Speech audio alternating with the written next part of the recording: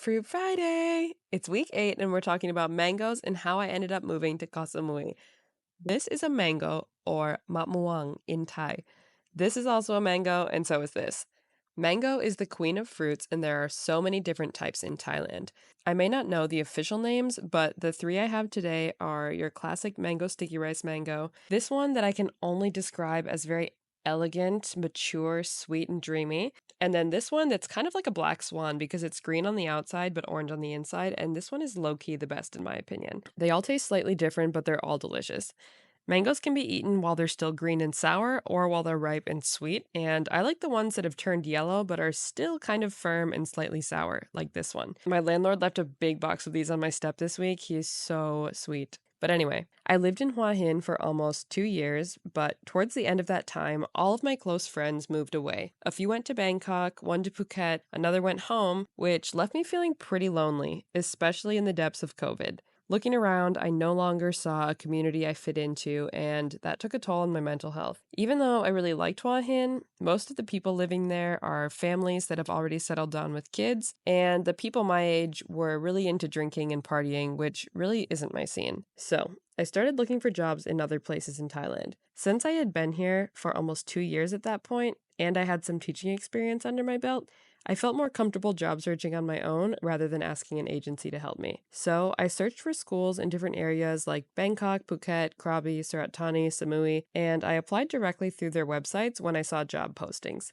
I wasn't really sure where I wanted to end up, but I was ready for a change. I had several interviews with schools all over Thailand, and I received multiple offers, but none of them felt right, so I kept turning them down. I was also feeling really homesick at this point, so when the school year ended in Hua Hin, I decided to go back home to the US to regroup, hug my family and friends, and get my mind right before making a decision about what was next. I flew back and surprised my family and friends, which was so much fun, and while I was there, I got a call from a new international school opening in Samui that was looking for a swimming and PE teacher. This felt like the perfect fit because I taught swimming for multiple years in the US, and I have a huge sports and fitness background. And working on a tropical island, it felt too good to be true. After a few interviews, I was offered the position, and although I had never been to Samui, I immediately accepted. I flew back to Thailand and quarantined for 2 weeks in Phuket, another great story, before heading back to Hua Hin, where I ended a year-long relationship and resigned from my job. I was sad to say goodbye to my students and coworkers, and I'll be honest, the administration was not happy about me resigning just before the new school year, so the transition was a little rocky, but I knew I had to choose what was right for me. Shortly after that, I packed my things into a rental car and drove myself to Samui, ready for a fresh start. I began my job pretty much immediately, and I was really happy about it because my coworkers were great and everyone was excited to be part of this new school.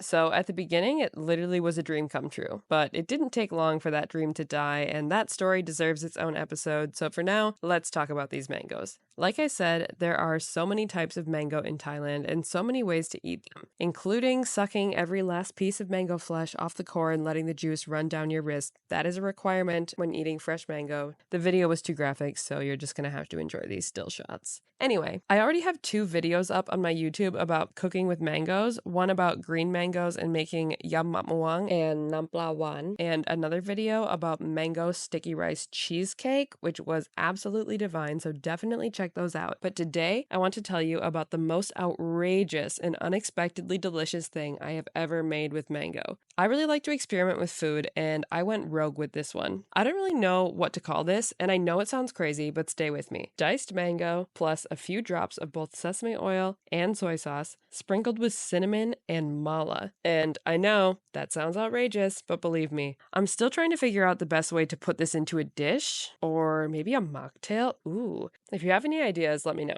Thank you for watching this week's Fruit Friday episode. Come back next week for episode 9.